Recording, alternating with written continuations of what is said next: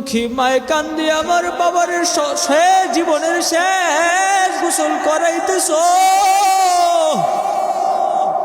আমার বাবারে জনমের গোসল করায়া আমার বাবার শেষ বিদায় দিতেছ রে বান্দা। নিষ্ঠুর মানুষ, আপনার আমার শেষ গোসল দিয়া ওই কাফনের কাপড়টারে খাটিয়ার মধ্যে রাইখা এত সুন্দর করে প্যাকেটিং কইরা রাইখা দেয়। তিন সাইডে তিনটা গিরো দিয়া তিনটা বাদ দিয়া খাটিয়ার মধ্যে রাইখা দেয়।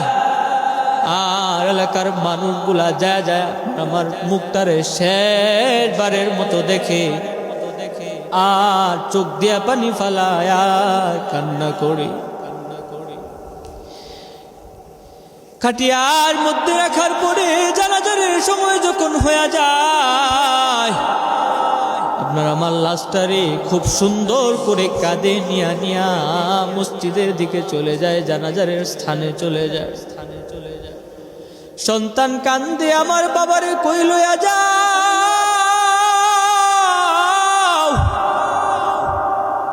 মা কান্দে আমার সন্তানের কই লইয়া যাও।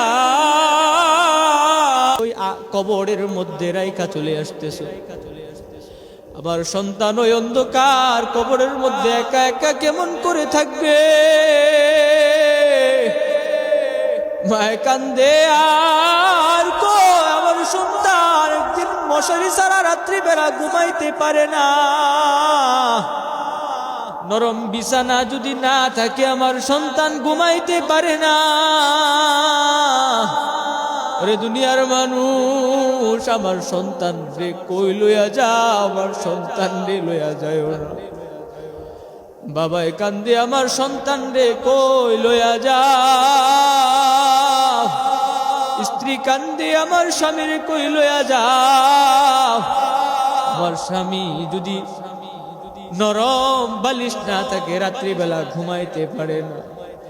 আজকে বুঝি ওই কবরের মধ্যে পানি, ওই কবরের মধ্যে কাঁদা অবস্থায় আমার স্বামীরে তোমরা রাইখা আসবা।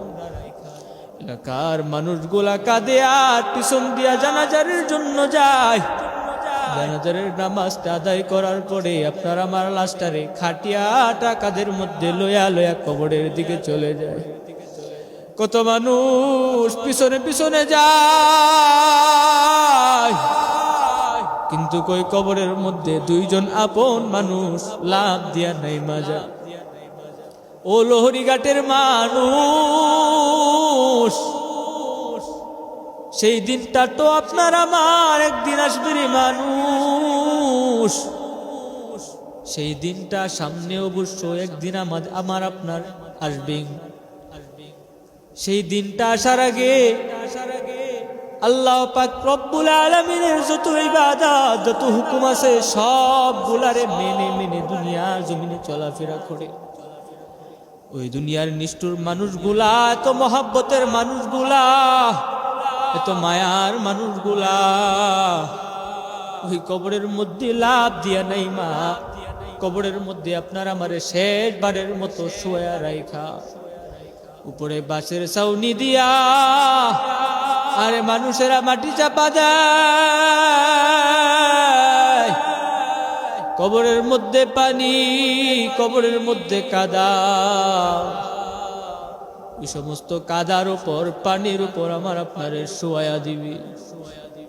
একটু ভাবুন, সেই দিন, যেই দিন একদিন আপনার আমার আসবে, আপনি আমি কি জবাব দিব আল্লাহ পাকের কাছে একটা বার ভাবুন রে বাবা।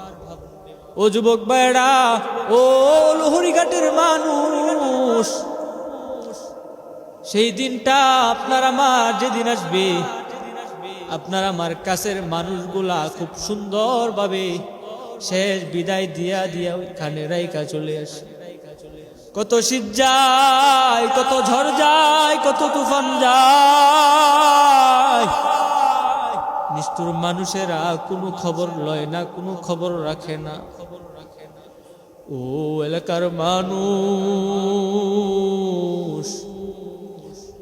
যেই দিন আপনার আমার হায়াতের জিন্দেগি শেষ হয়ে যাবে, ওই কবরের মধ্যে চলে যাব।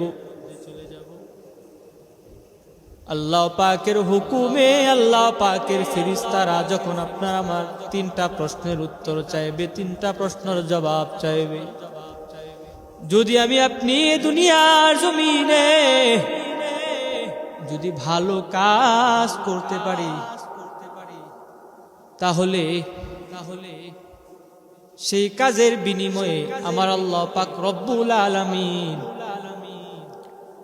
অটোমেটিকলি জবান দিয়া সেই প্রশ্নের উত্তর বাহির হয়ে যাবে। যদি আল্লাহ না করুন, সেই উত্তরগুলা সেই জবাবগুলা আপনি আমি না দিতে পারি রে মুসলমান, সেই দিন বড় ভয়াবহ অবস্থা হবে, বড় ভয়াবহ পরিণতি হয়ে যাবে। হলুরিঘাটের মানুষ সেই দিন যদি গুনাহ অবস্থায়, বদকার অবস্থায়, বেনামাজি অবস্থায় যদি আপনি আমি ওই কবরের মধ্যে যাই, আল্লাহ পাক রব্বুল আলামিন কবরকে হুকুম দিয়া দিবে, কবরকে অর্ডার দিয়া দিবে, এক পাশ থাইকা আরেক পাশ মাটির চাপ, আরেক পাশ থাইকা আরেক পাশ মাটির চাপ, বান্দা আপনি আমি সহ্য করতে পারবো না। এক পাশে পাজরের হাড়, আরেক পাশে চলে যাবে আরেক পাশে পাজরের হাড়, সেই কবরের চাপে আরেক পাশে চলে আসবে। যদি আপনি আমি বদকার অবস্থায়, যদি আপনি আমি গুনাহগার অবস্থায় ওই কবরের মধ্যে যাই, যদি আপনি আমি বেনামাজি অবস্থায় যদি ওই কবরের মধ্যে যাই, ও বান্দা সেই দিন থেকে কবরের আযাব শুরু হয়ে যাবে। বান্দা কেমন করে ওই কবরের আযাব আপনি আমি সহ্য করব? একটু অসুস্থ হলে মসজিদের মধ্যে নামাজ আদায় করতে আসেন না, বাড়ির মধ্যে একটু কাজ থাকলে আপনি মসজিদের মধ্যে নামাজ আদায় করতে আসেন না। কতদিন চলে যায়, মাস চলে যায়, আপনি আমি আল্লাহ পাকের ইবাদতে মশগুল হই না।